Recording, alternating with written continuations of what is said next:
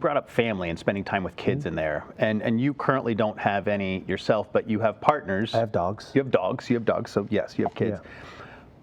But you're very gracious in how and understanding, whereas a lot of partners aren't when it comes to saying, hey, I've got this family obligation. And I don't want to look at family as an obligation.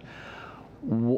How have you worked through understanding and giving those people the space that you partner with, so other individuals that might not currently be building a family, but they're building their entrepreneurial journey, how have you found a way to navigate through that to where it makes sense for you and it doesn't spin you out, and at the same time they don't feel the weight of, oh, I've got this obligation over here? Yeah.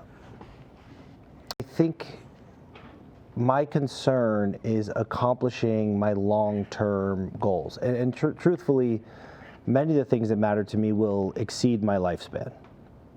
So I think there's a time preference where it's like, look, it's like Elon wants to populate Mars, and he'll never see all the fruits of that labor. So I think the big stuff extends beyond my lifespan. And if that is the case, so my time preference helps, what is the highest probability that we can lay the groundwork for those things to happen, right? And if you spend enough time with Dr. Jeff Spencer, who you just interviewed, you realize, okay, how do you go exponential? How do you do these things that are seemingly impossible? And how do you increase the probability on a longer time frame that you don't blow yourself up? And the answer, in my opinion, is harmony. It's synergy and harmony between the parts. Like, if you have a low-grade friction amongst the parts, you're a ticking time bomb, right?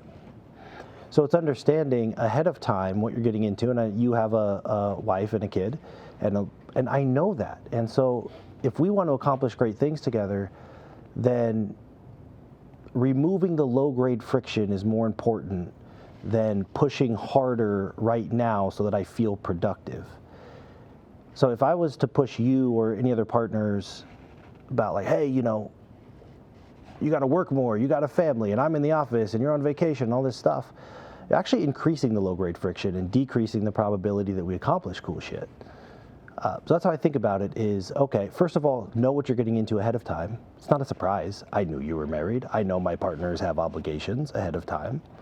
So that's one, is like, be transparent about it. Two, understand that any friction that I create for my partners is friction in the system.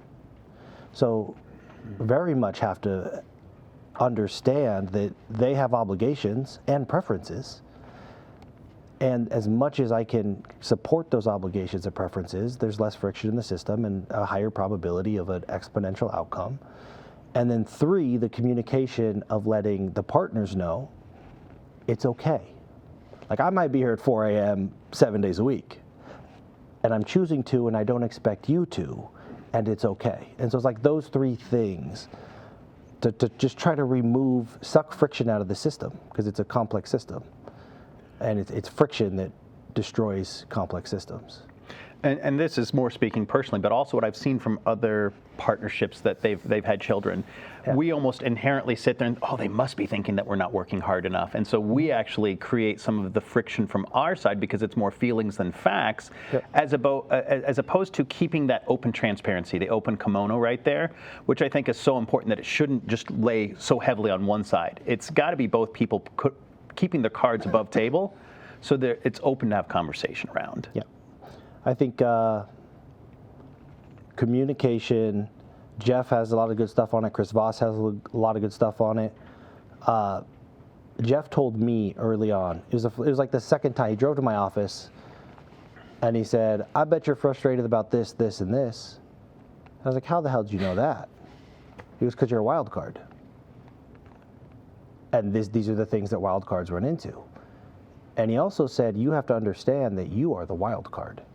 You're frustrated at this person over here and that person over there for being regular humans. It's not their job, or it's not their fault they're regular humans. You're the problem. And that's okay. So I started communicating as much as possible. And everybody in here, you're probably all wild cards. So you communicate and say, hey, I'm the wild card here. Let's get that out of the way right up front. I'm a weirdo. I don't make any sense.